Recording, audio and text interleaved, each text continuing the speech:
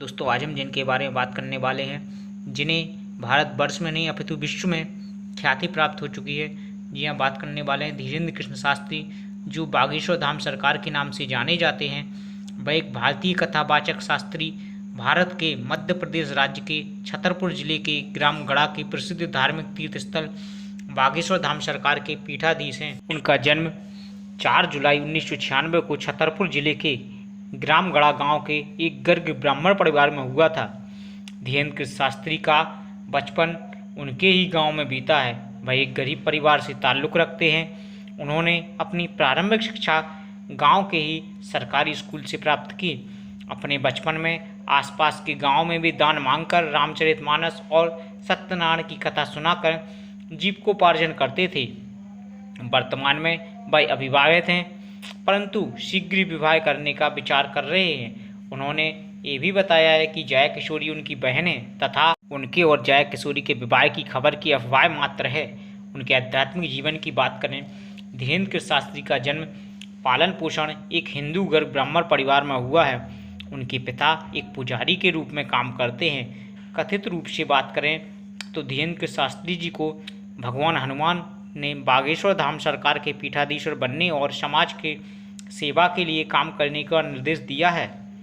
उनके अनुसार ना ही वो किसी देवता के अवतार हैं और ना ही वो कोई तांत्रिक हैं, मात्र एक साधारण मानव मात्र हैं, जिनके पास हनुमान जी और सन्यासी बाबा के आशीर्वाद से सिद्धियां प्राप्त हैं। इन शक्तियों को जन कल्याण और मानव सेवा हितायत में काम में लेते हैं और उनकी मानसिक शारीरिक समस्याओं का निदान करते हैं। पंडित धीरेन्द्र जी शास्त्री के द्वारा बागेश्वर धाम की सेवा 3 पीढ़ियों से की जा रही है। उनकी संपत्ति के विषय में बात करें तो शास्त्री जी के अनुसार उनके पास निजी संपत्ति के रूप में एक मोटरसाइकिल है। इसके अलावा जितना भी दान दक्षिणा आदि प्राप्त होता है वह सेवा में उपयोग होता है। उनके अनुसार उन्होंने 9 एकड़ जमीन खरीदी है, जिस पर वह कैंसर अस्पताल का निर्माण कर रहे हैं। धाम में आया दान, मंदिर विस्तार, जन कल्याण की जैसी कन्याओं का विवाह, रोगों के निदान, अन्नपूर्णा भंडारा में लगाया जाता है। बागेश्वर धाम सरकार धीरेन्द्र कृष्ण शास्त्री पीठाधीश्वर धाम के प्रमुख हैं, जो मध्य प्रदेश के छतरपुर जिला के गढ़ा गांव में भगवान हनुमान द्वारा समर्पित एक हिंदू तीर्थ स्थल है। धाम में शास्त्री जी का एक दिव्य दरबार का आयोजन करते हैं, जहां ऐसा माना जाता है कि वह दैवीय शक्तियों से लोगों की शारीरिक, मानसिक, आर्थिक और सामाजिक पीड़ाओं को ठीक करते हैं, जो उन्होंने दादाजी गुरु से प्राप्त की हैं। इसके बारे में बात की जाए तो एक साक्षात्कार के रूप में शास्त्री जी ने बताया कि वह अपने दादा गुरु जी के बाद धाम के प्रमुख के रूप में सेवा करने वाली तीसरी पीढ़ी हैं। उनके विवादों के विषय में बात की जाए तो शास्त्री जी उस समय सुर्खियों में आए जब नागपुर की अखिल भारतीय अंधश्रद्धा निर्मूलन समिति के श्याम मानव ने उन्हें चुनौती दी और उनकी आध्यात्मिक शक्तियों पर सवाल उठाया।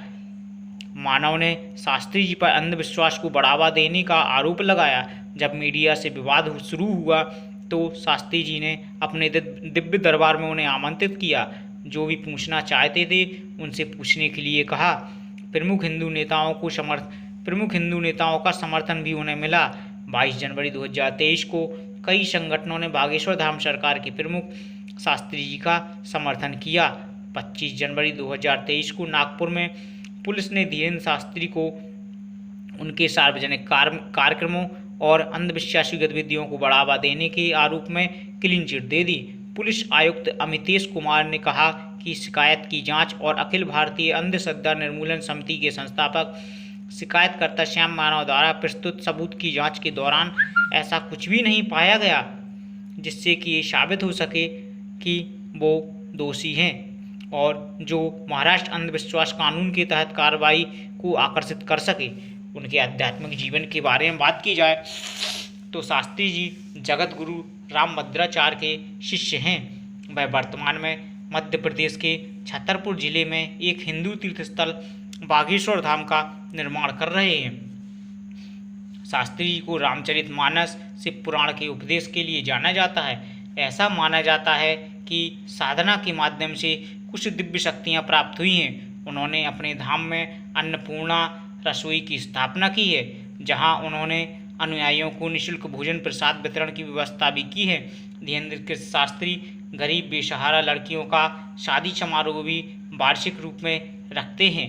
वह प्राचीन वैदिक अध्ययनरत और संस्कृत को बढ़ावा देने के लिए एक वैदिक गुरुकुल की स्थापना कर रहे हैं। कहा जाता है कि शास्त्री जी ने 2021 में घर वापसी कार्यक्रम के दौरान ईसाई धर्म में परिवर्तित 300 हिंदू लोगों को वापस हिंदू धर्म में लाया। 25 जनवरी 2023 को मध्य प्रदेश में शास्त्री जी को मिली मौत की धमकी के बाद उनकी सुरक्षा बढ़ा दी गई। 23 जनवरी 2023 को नेताजी सुभाष चंद्र बोस की जयंती पर शास्त्री जी ने भारत को हिंदू राष्ट्र घोषित करने के लिए हमें अपना समर्थन दो, हम हिंदू राष्ट्र देंगे का नारा दिया। इंडिया टीवी में आपकी अदालत कार्यक्रम में उन्होंने कहा था कि वह सभी धर्मों का सम्मान करते हैं और किसी भी धर्म के प्रति दुर्भावना नहीं रखते, परंतु वह अपने धर्म के लिए आपत्तिजनक टिप्पणियां और कृत्य बर्दाश्त नहीं करेंगे। जन कल्याण और समाज कल्याण के विषय में बात की जाए तो जन कल्याण और समाज कल्याण के कार्यक्रमों में जिस तरह से मानव जाति का कल्याण होता आया है, इसके लिए युगों युगों तक गुरुदेव के संकल्प और कीर्ति याद रखी जाएगी। अपने लिए ना ही बल्कि दूसरों के लिए जिए, दूसरों के लिए कुछ करने के संकल्प के साथ अपना पूरा समय मानव की सेवा में दे दिया। ऐसे महापुरुष संत को बारंबार नमन। दोस्तों, आप भी पूज्य गुरुदेव के संकल्पों के साथ जुड़ें, सनातन धर्म की रक्षा एवं मानव सेवा में अपना सहयोग कर पुण्य के साथ भागी बने। दोस्तों, वीडियो अच्छी लगे तो लाइक करें, शेयर करें और चैनल को सब्सक्राइब करें, जिससे हम आपके लिए आगे भी इसी तरह की वीडियो बनाते रहें। जय हिंद, वंदे मातरम।